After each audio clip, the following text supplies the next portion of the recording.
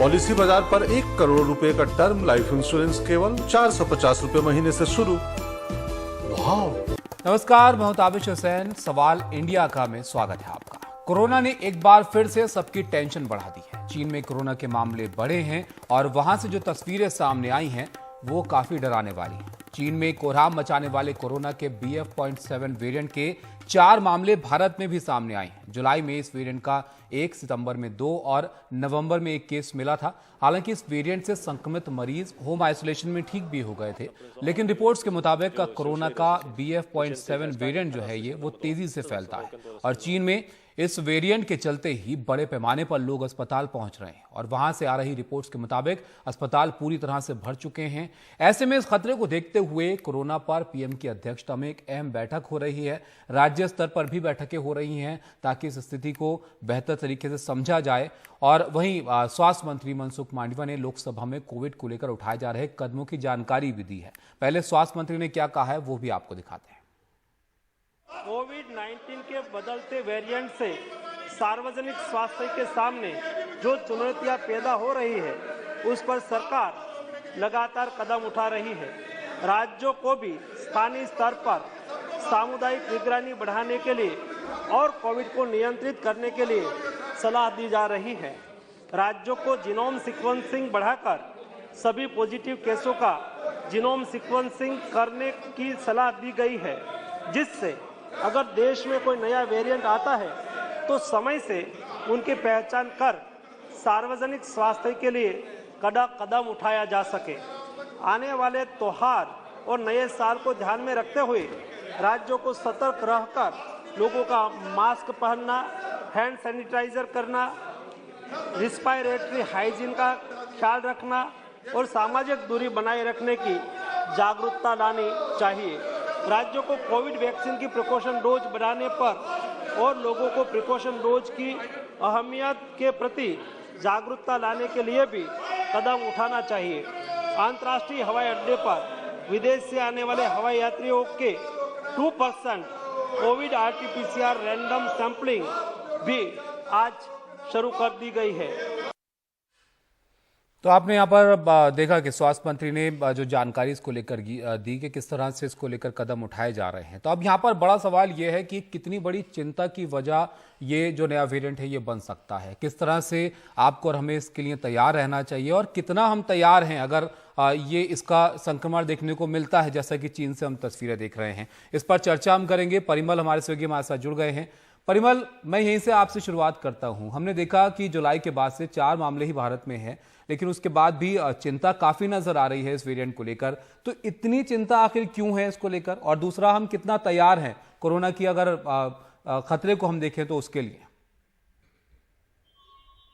देखिए, 4 मामले वो हैं ताबिश जो पकड़ में आए हैं और इस BF.7 के बारे में ये कहा जाता है कि इसका संक्रमण दर बहुत ज्यादा है और 10 से 18 व्यक्तियों को एक वक्त में संक्रमित कर सकता है अगर कोई संक्रमित व्यक्ति है तो ये वो लोग हैं जो सिर्फ पकड़ में आए। अब जरूरत वहां पे इस बात को लेकर उस वक्त में भी थी जो शायद नहीं की गई कि जहां से ये मरीज आए थे, जहां पे ये मरीज की पुष्टि हुई और उनके आसपास के लोगों को जरूर देखना चाहिए था या टेस्टिंग बढ़ाने की बात होनी चाहिए थी ताकि हम ज्यादा से ज्यादा लोगों तक पहुंच पाते। तो ये पहली चिंता थी, जिसके बाद ये हम अब देख रहे हैं कि वो रणनीति वो बनाई जा रही है जिसमें ज्यादा से ज्यादा मरीजों की टेस्टिंग की बात है।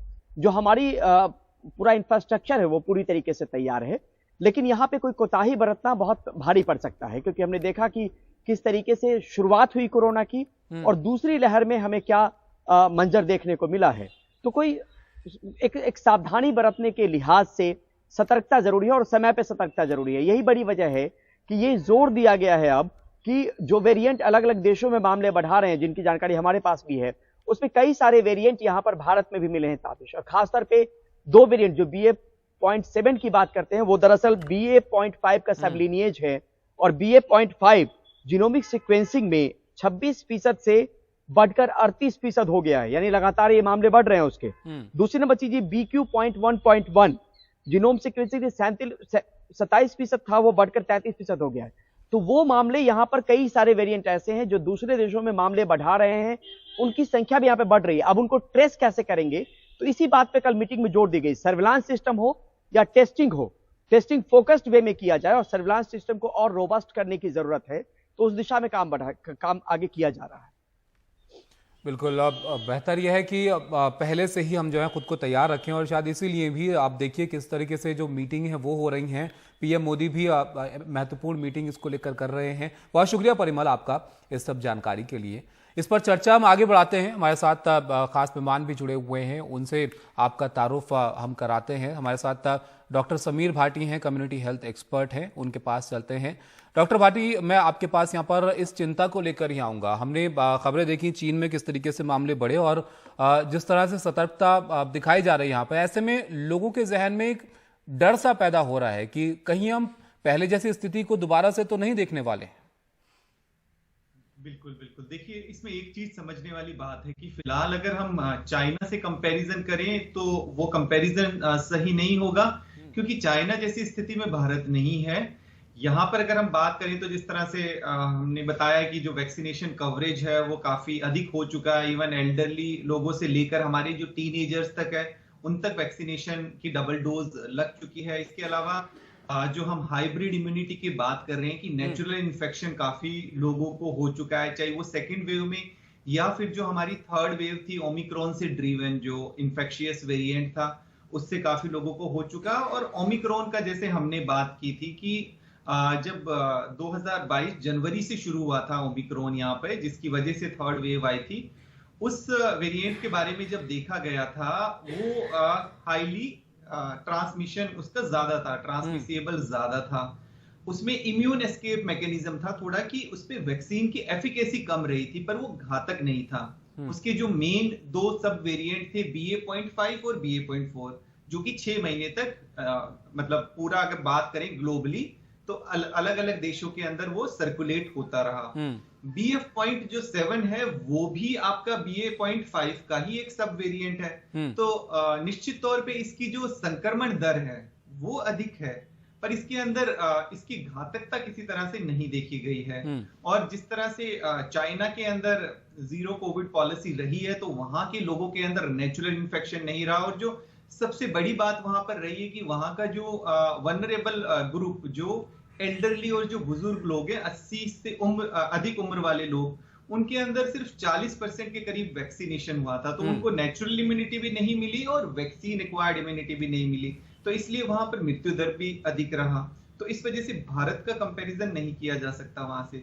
फिलहाल भारत की वर्तमान स्थिति के अगर बारे में हम बात करें तो यहाँ पर लोगों के अंदर हाइब्रिड इम्यूनिटी होने के साथ साथ अगर हम देखें तो वैक्सीन एक्वायर्ड इम्यूनिटी भी काफी अधिक है।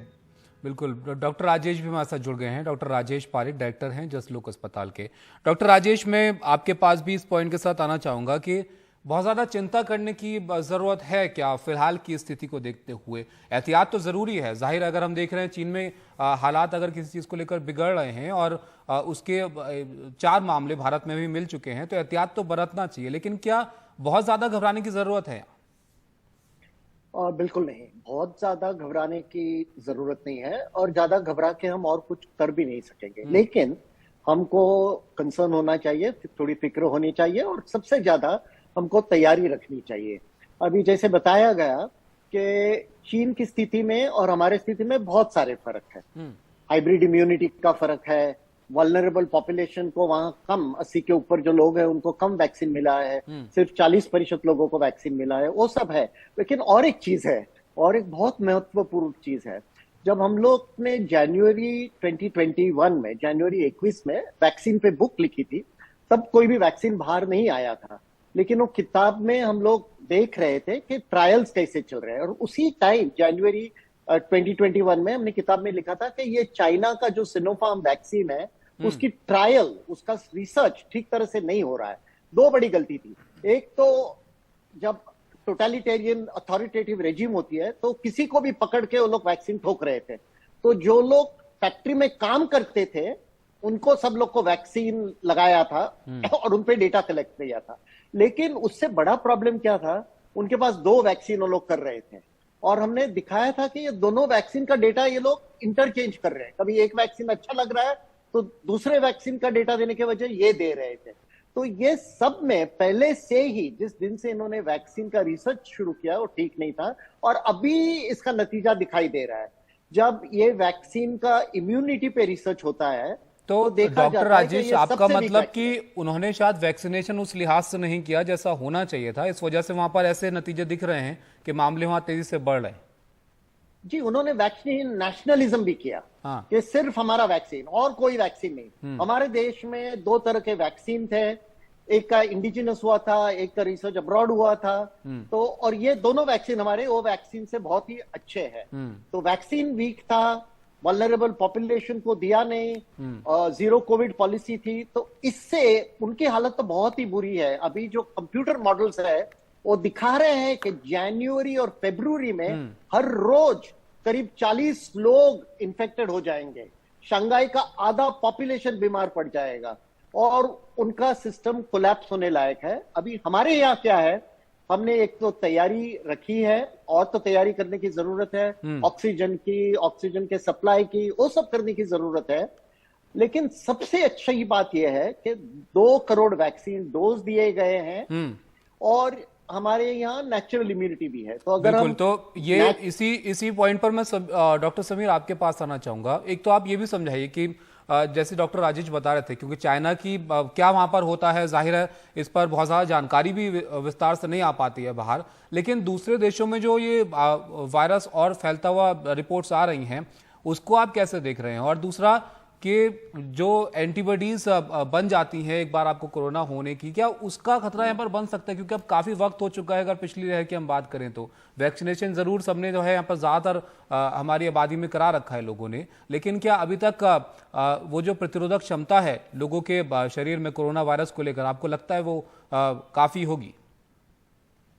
बिल्कुल बिल्कुल, देखिए जो आपने पहला सवाल पूछा कि जो बाकी देशों के अंदर फैल रहा है, अभी वहां पर भी जो हम देख रहे हैं नंबर्स बड़े हैं, उसको कैसे देखते हैं हम? देखिए एक चीज उसमें हमें जानना जरूरी है कि बाकी देशों के अंदर जिस तरह से हम देख रहे हैं, नंबर एक तो उतनी तेजी से, उतनी तेज गति से नहीं फैल रहे हैं जितनी तेज गति से चाइना के अंदर, पहली बात। दूसरी बात, इसके अंदर एक चीज मैं बताना चाहूंगा, जैसे डॉक्टर पारिक ने भी बताया कि इसके अंदर री इन्फेक्शन होने के चांसेस तो बने ही रहेंगे। ये नहीं है कि आपको संक्रमण दोबारा हो सकता है और आपको ब्रेक थ्रू इन्फेक्शन भी हो सकता है। कि बाकी देशों की जो बात कर रहे हैं हम, चाइना के अलावा अगर वहां की पॉपुलेशन वैक्सीनेटेड भी है और वहां पर नेचुरल इन्फेक्शन भी रहा हो तो भी संक्रमण हो सकता है। तो यहाँ पे हमें ये देखना है कि संक्रमण के साथ साथ क्या हॉस्पिटलाइजेशन बढ़ रहा है या क्या वहां पर मृत्यु दर बढ़ रही है। तो ऐसी कोई स्थिति बाकी देशों के अंदर नहीं देखी जा रही जिस तरह से चाइना में देख रहे हैं, पहली बात। दूसरी बात जो आपने पूछी कि वैक्सीन की जिस तरह से हम बात कर रहे हैं कि काफी सारे लोग 2 डोज ले चुके हैं और उसके साथ बूस्टर, और काफी सारे लोग हैं जिन्होंने 2 डोज लिया है और बूस्टर नहीं लिया है। इसके अलावा जो सबसे प्लस पॉइंट है, चाहे बूस्टर नहीं भी लिया हो पर लोगों को नेचुरल इन्फेक्शन काफी लोगों को हुआ है, चाहे हम सेकेंड वेव की बात करें या इवन जब थर्ड वेव की बात करें, क्योंकि उसमें तो संक्रमण दर बहुत अधिक था जो ओमिक्रॉन वेरिएंट था, तो उससे काफी लोग अधिक इन्फेक्टेड हुए थे। जब हम टेस्ट भी करते थे, जांच भी, तो ज्यादातर वही लोग थे जो जिनको पहले से इन्फेक्शन भी हो चुका था और ऑलरेडी 2 डोज भी लग चुकी थी। तो हमारे पास नेचुरल इम्यूनिटी भी है और हमारे पास वैक्सीन एक्वायर्ड इम्यूनिटी भी है। तो मैं अभी समझता हूं कि अभी फिलहाल इस तरह की सिचुएशन नहीं है कि लोगों के अंदर एंटीबॉडीज, क्योंकि आप जो नेचुरल एंटीबॉडीज होगी उसको हम नॉर्मली मेजर नहीं करते। अगर हम लैब में भी जो टेस्ट करते हैं वो वैक्सीन एक्वायर्ड इम्यूनिटी है, उसको हम मेजर करते हैं आमतौर पे। तो कई बार लोगों को उससे कंफ्यूजन हो सकती है कि अगर वो एंटीबॉडीज लेवल उनको कम मिले और उनको लगे कि मेरे में शरीर में अब कोरोना के खिलाफ एंटीबॉडीज नहीं रही है, चलिए तो उम्मीद करते हैं कि हाइब्रिड इम्यूनिटी उम्मीद करते हैं कि हम पर इतना असर इस वेरिएंट का ना हो जैसा हम बाहर देख रहे हैं। डॉक्टर राजेश, लेकिन चिंताएं तो हैं ना, अगर कुछ हम देखते हैं कोरोना को लेकर खबर सुनते हैं, क्योंकि जैसे हालात हमने देखे हैं, पूरा देश गुजरा है पिछली कोरोना की लहरों में, तो किसी के मन में भी जाहिर है एक चिंता जो है वो वहां पर पैदा हो जाएगी। और ये ऐसे वक्त में हो रहा है जब नया साल नजदीक है और जब आप कहते हैं कि 2 गज की दूरी आप रखिए कोरोना से बचाव के लिए, तो आपको लगता है कि यहां पर और ज्यादा एहतियात रखने की जरूरत है। कम से कम जब तक इसका असर हमें पूरी तरीके से देखने को नहीं मिल जाता है, हम पूरा नहीं समझ लेते हैं इस वेरिएंट को, तब तक तो लोगों को खुद से ही जो है वो अपने आप को सुरक्षित रखना चाहिए। बिल्कुल ताबिश जी, और एक चीज है, हमको कभी भी नहीं भूलना चाहिए कि हम हमेशा ये वायरस के पीछे 2 कदम पीछे कभी 3 कदम पीछे रहे हैं। वायरस हमेशा आगे जाता है, उसका एक्शन होने के बाद हम समझ पाते हैं और हम रिएक्ट करते हैं उसको। तो अगर और एक म्यूटेशन आ गया, और ये म्यूटेशन तो आने वाले हैं, लेकिन समझो खतरनाक म्यूटेशन आ गया जिससे वो जल्दी फैलेगा भी और काफी लोगों को सीरियसली इन्फेक्ट करेगा, तो वो बड़ा प्रॉब्लम हो सकता है। तो इसीलिए हमको वर्स्ट केस सिनारियो जो बोलते हैं ना, जो सबसे खराब सिनारियो होने वाला है, उसके लिए तैयारी करनी चाहिए, लेकिन इतनी चिंता नहीं करनी चाहिए कि हम पैरालाइज हो जाए। हमारी नॉर्मल लाइफ, जो अभी नया नॉर्मल लाइफ है, देखिए मैं 3 साल से मास्क पहन रहा हूं, अंतर रख रहा हूं लोगों से, हाथ धो रहा हूं, मैंने कोविड प्रोटोकॉल को कभी भी छोड़ा नहीं है। तो ये अभी करना जरूरी है। और जैसे आपने बताया कि अभी जो हॉलिडे सीजन आ रही है जिसमें लोग सेलिब्रेट करेंगे, तो उसमें और भी जरूरत है कि हमको मास्क पहनना चाहिए, सोशल डिस्टेंस रखना चाहिए, सैनिटाइजेशन करना चाहिए, और सबसे इंपॉर्टेंट, जैसे डॉक्टर भाटी ने बताया, बूस्टर डोज जिन्होंने नहीं लिया है उनको लेने की बहुत ही जरूरत है। जी, तो बिल्कुल बूस्टर डोज लीजिए और एहतियात रखिए जितना आप रख सकते हैं, क्योंकि जैसी खबरें आ रही हैं, उम्मीद करते हैं कि ऐसा असर भारत में ना हो, हमारे यहाँ जो है स्थिति बेहतर रहे और इसका असर यहाँ देखने को ना मिले, लेकिन फिर भी आपको एहतियात रखने की यहाँ पर जरूरत है। बहुत शुक्रिया डॉक्टर समीर भाटी आपका, डॉक्टर राजेश पारेख आपका हमारे साथ इस चर्चा में शामिल होने के लिए। तो यहाँ पर सवाल इंडिया में एक ब्रेक का वक्त हो गया है। ब्रेक के बाद भी इस चर्चा को आगे बढ़ाएंगे और बात करेंगे कि किस तरह से अब कोरोना को लेकर जो एहतियात बरतने की बात कही जा रही है, उसको लेकर सियासत भी जो है वो हो रही है।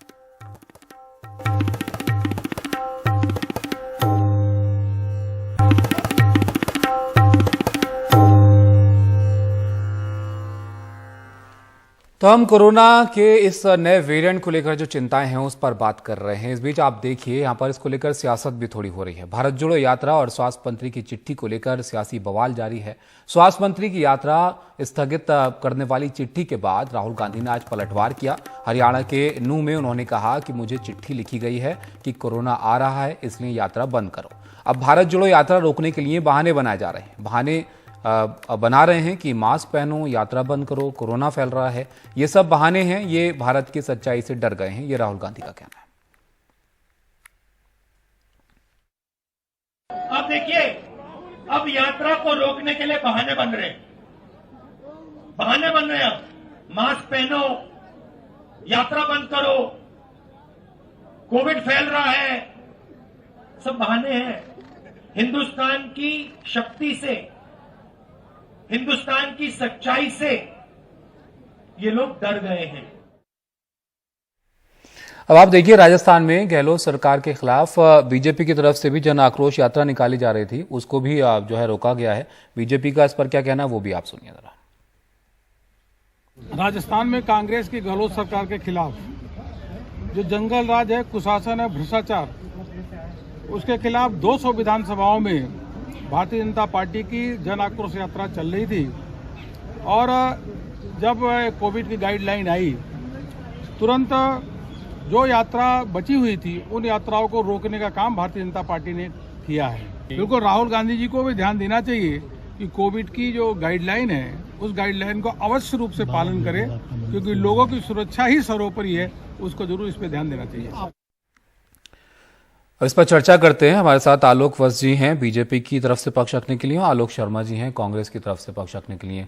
आलोक शर्मा जी, पहले आपके पास मैं यहाँ पर आता हूँ। इतनी मीटिंग्स हो रही हैं कोरोना के खतरे को लेकर, हमने देखा चाइना में क्या स्थिति है, आपको ऐसा क्यों लग रहा है कि भारत जोड़ो यात्रा रोकने के लिए बहाने हो रहे हैं?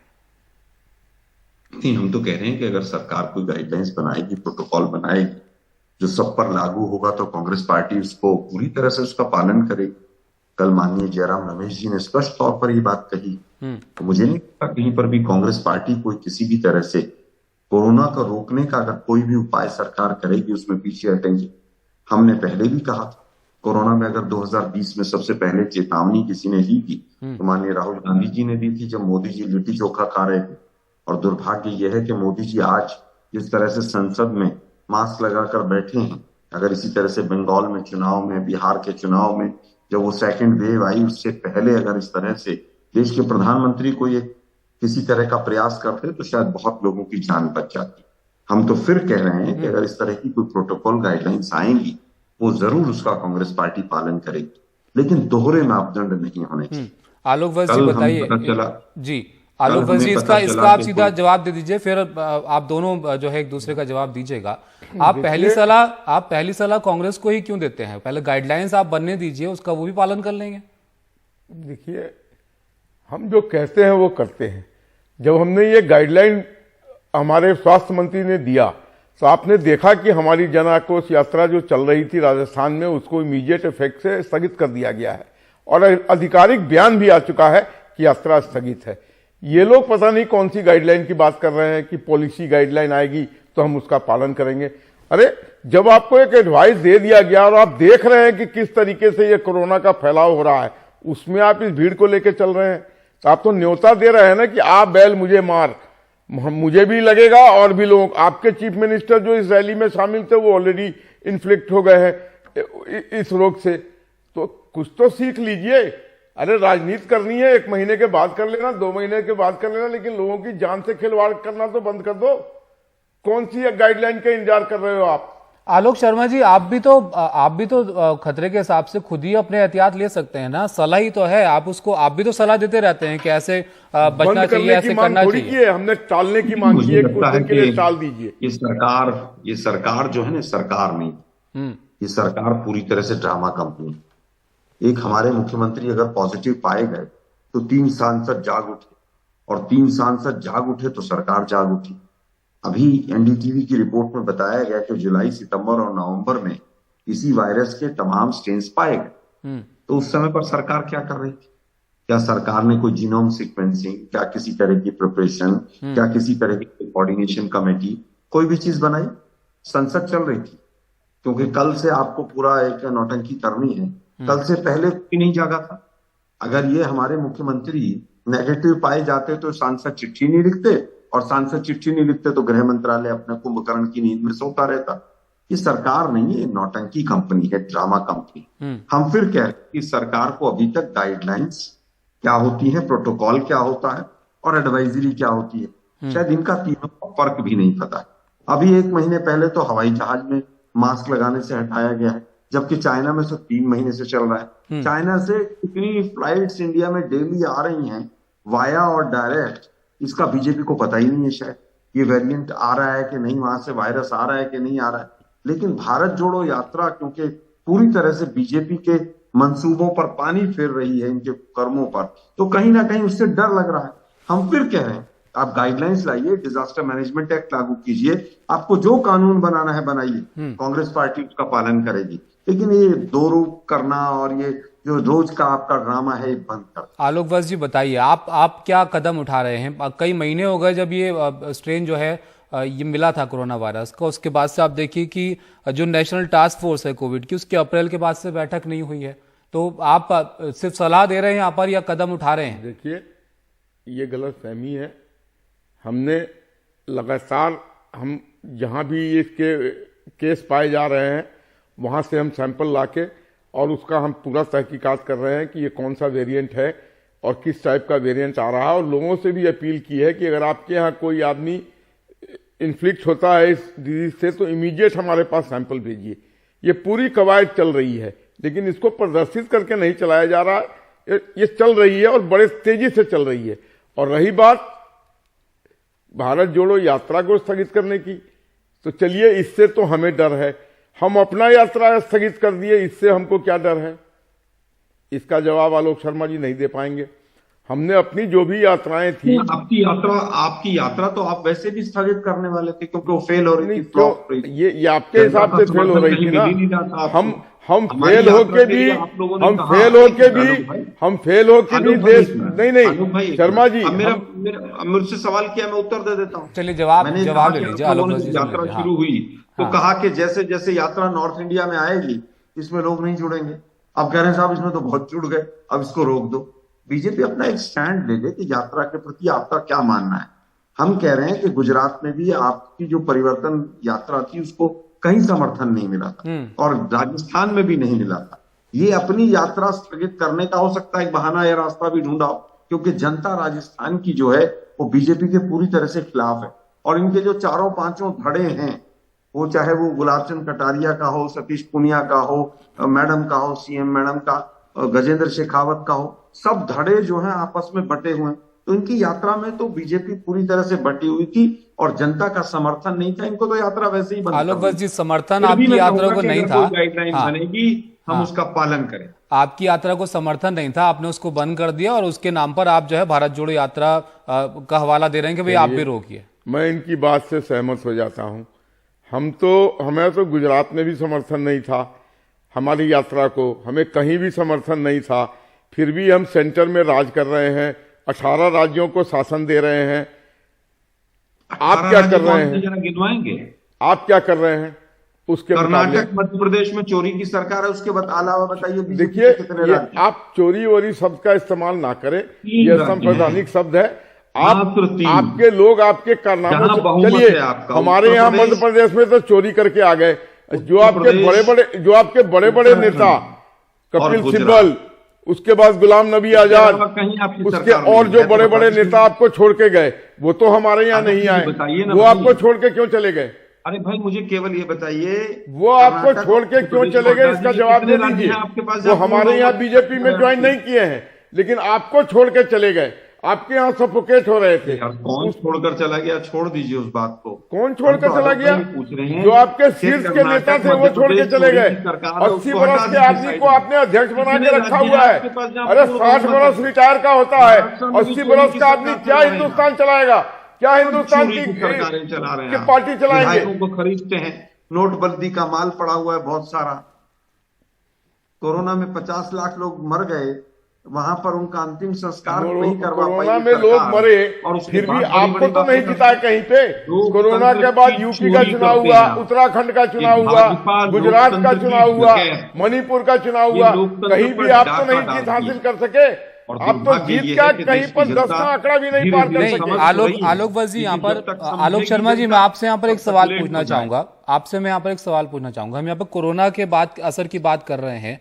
कोरोना पर एक्शन अगर ले जाने की बात हो रही है, बहुत ज्यादा मामले नहीं आए हैं उससे पहले ही, तो आप इसमें क्यों नहीं एग्जाम्पल सेट करते हैं कि देखिए हमने ऐसा कदम उठाया कि हम भीड़ से पहले ही अपने आप को अलग कर रहे हैं ताकि लोग जो है सुरक्षित रहें, अगर कोई खतरा बनता भी है यहाँ पर। तो वैसे तो आप कहते हैं कि आपने कदम देरी से उठाया, आपको ये पहले करना चाहिए था, ये तब करना चाहिए था।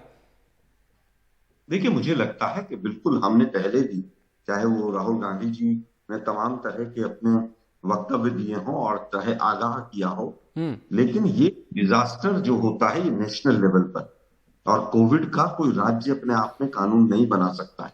जब डीएमए लागू होता है, डिजास्टर मैनेजमेंट एक्ट, और कोविड में जिस तरह से तमाम चीजें कंट्रोल पूरा केंद्र सरकार के पास है, तो कोई राज्य सरकार नहीं। आलोक जी, यहाँ पर कानून की बात तो वो तो है, चलिए वो तो मानेंगे ये सब लोग, लेकिन यहाँ तो सलाह की बात हो रही है ना। खतरा तो हम सब देख रहे हैं। हमने सिर्फ सलाह दिया है, हमने रोकने के लिए नहीं बोला। बार कह रहा हूं कि कोई भी प्रोटोकॉल होगा उसका सबसे पहले कांग्रेस पालन करेगी, और कांग्रेस पालन केवल करेगी नहीं, औरों से भी करवाएगी। लेकिन दुर्भाग्य के मोदी जी सबसे कम पालन करने वाले व्यक्ति रहे हैं इस पूरे कोरोना में। विदेशों में भी जाकर तमाम विदेशी डेलीगेशन जो है मास्क लगाए होते थे, मोदी जी नहीं लगाए होते। बिहार और बंगाल में बड़ी बड़ी रैलियां की इन्होंने चुनाव में, पहली और दूसरी वेव के बीच में, और उसके बाद देखा आपने किस तरह से कोरोना ने अपना तांडव किया। आज केंद्र सरकार किस तरह से जागेगी, क्या करेगी? आज तक ऑल पार्टी मीटिंग में कोई नहीं है, कोई कोऑर्डिनेशन कमेटी नहीं है। करोड़ों मजदूर बेचारे किस तरह से सड़कों पर भटके थे, पूरे देश ने देखा था। लेकिन आरएसएस और बीजेपी की आदत है, ये लोग बोल बोल के ही आते हैं और बोल बोल के चले जाते हैं। अब ये बोल रहे हैं, अब इनका जाने का समय आ गया है। झूठ को सच, ये गंगजों को कंगी बेच दें, इनकी तो आदत ये है। इनके पास कोई सत्य नहीं, सबको झूठा बता देते हैं। बताइए आलोक जी। इलाहाबाद का गंगा का किनारा याद नहीं, हाईकोर्ट सुप्रीम कोर्ट की फटकार याद नहीं, ऑक्सीजन नहीं दे पाई, सूरत की वो भट्टी पिघल के गिर गई शवदाह की, लेकिन हम जीत गए हैं चुनाव। हम तो मोरबी भी जीत गए, 250 लाशें बिछ गई भ्रष्टाचार की चादर में, लेकिन उसके बाद भी मोरबी जीत गए हैं। अब वो ईवीएम जिताती है या इलेक्शन कमीशन जिताता है, भगवान ही मालिक है इसका। आलोक वत्स जी, जवाब दीजिए। आप सलाह। हाँ, ईवीएम हिमाचल में काम नहीं किया, हमारा गुजरात में काम कर गया। अरे कहीं तो सच पे टिक के रहो यार, खाली झूठ के बिला पे सारी दुनिया को हमने दवाई दी, उसके अलावा गुजरात 135 के करोड़ लोगों आज को भी वैक्सीनेट आंकड़े कर मैच दिया। नहीं कर रहे हैं। इसके लिए शाबाशी के पात्र वोट पूरे पड़े वर्ल्ड ने हमें 167, शाबाशी दी। और टोटल आप आ कह रहा रहे है हैं 168। और आप कहाँ गए? कहाँ से आ कोरोना गया के वो? बाद जिन 5,000 राज्यों में चुनाव 10,000 हुआ का जो गैप वहां है। आप अब शांत रहिए जब मैं बोल रहा हूं तो। हाँ, बताइए, कोरोना के बोलिए बाद आप। जहां भी चुनाव हुआ आपका सुपड़ा साफ हो गया। आप 0/0 पे चले गए और क्या हम बात कर सब रहे जगह हैं फिर आप? से दोबारा स्थापित हो गए। मोदी जी के आने के बाद तो 2014 इसमें ईवीएम का क्या रोल था? अगर हिमाचल में आपकी सरकार बन गई 25 से तो ज्यादा ईवीएम राज्यों ठीक में था। हारे आप। अब गुजरात नहीं हारे मोरबी क्या? में हम जीत गए तो ईवीएम ने जिता दिया। ये कोई मानेगा आपकी बात? कांग्रेस मुक्त भारत की तरफ भारत अग्रसर हो चुका है। उसको रोकिए, उसको रोकने की कवायद कीजिए। कांग्रेस मुक्त भारत हो चुका है और आम रूपी अजगर कांग्रेस को खा रहा है जहां भी जा रहा है। नहीं, यहाँ पे चलिए ये यहाँ पर एक बड़ा सवाल यहाँ पर यही उठ जाता है आलोक वत्स जी के चुनावों के नतीजों के ऊपर आपको हर चीज को अगर रख के देखें सब कुछ सही हो रहा है, अगर चुनाव में जीत रहे हैं कोई सवाल नहीं है, तो ये भी एक कहने वाली बात है। और कांग्रेस इस तरह से मुद्दे उठाती है उसके बाद भी अगर लोगों के बीच में उसका असर नहीं दिख रहा है तो ये भी ध्यान देने वाली एक बात है। बहुत शुक्रिया आप दोनों का हमारे साथ जुड़ने के लिए इस चर्चा में। तो देखिए, कोरोना का चिंता जो है वो एक तरफ है, लेकिन उसको लेकर जो सियासत है वो भी लगातार यहाँ पर होती हुई दिख रही है। सवाल इंडिया का में यहाँ पर वक्त एक ब्रेक का है, ब्रेक के लिए यहाँ पर रुकते हैं, उसके बाद हाजिर होता है।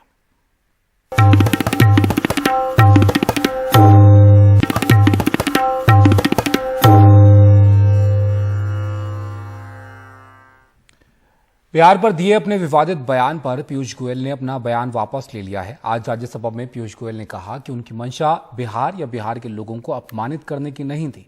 अगर किसी को ठेस पहुंची है तो वो अपना बयान वापस लेते हैं। इससे पहले बिहार के सांसदों ने आज सुबह संसद परिसर में प्रदर्शन किया था और इस प्रदर्शन में बीजेपी को छोड़कर बिहार के अन्य दलों के सांसद जो है वो शामिल हुए।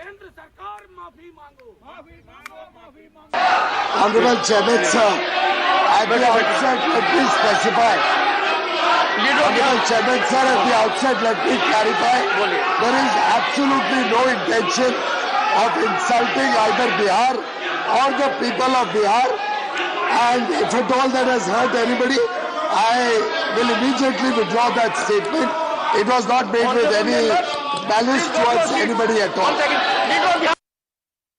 उधर एनडीटीवी से आरजेडी के प्रवक्ता मनोज झा ने कहा कि बयान वापस लेने की बात नहीं है, उन्हें माफी मांगनी होगी।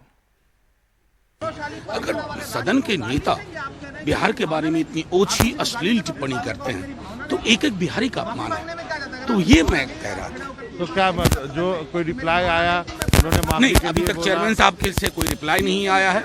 आज सदन में वो खड़े हुए, उन्होंने कहा मैं विड्रॉ करता हूँ।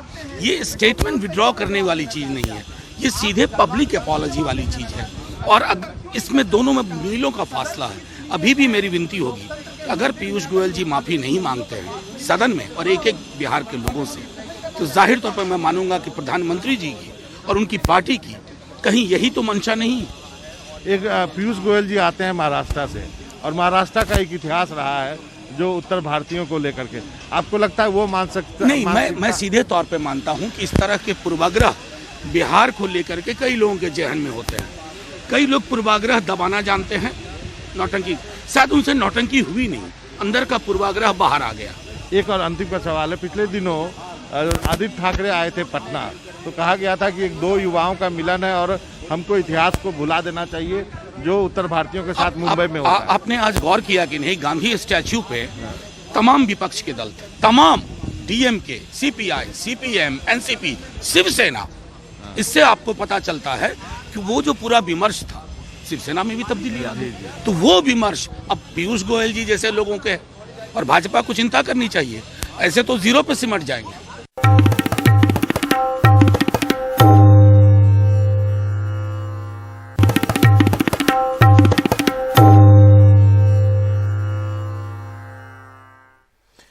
ब्रेक के बाद आपका स्वागत है सवाल इंडिया का में। अब बात करते हैं यहां पर कश्मीरी पंडितों की। जम्मू कश्मीर के उपराज्यपाल मनोज सिन्हा ने साफ कहा है कि उन कश्मीरी पंडित कर्मचारियों को वेतन नहीं दिया जाएगा जो काम पर नहीं लौट रहे हैं।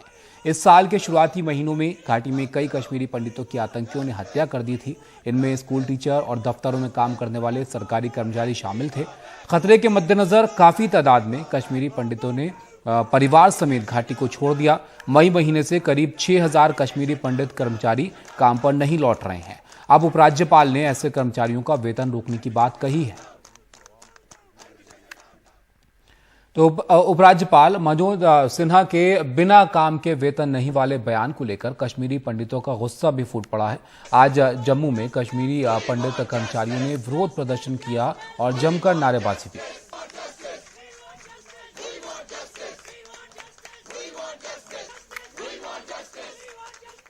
तो आज के इस खास शो में फिलहाल इतना ही। बाकी खबरों के लिए आप बने रहिए हमारे साथ। नमस्कार।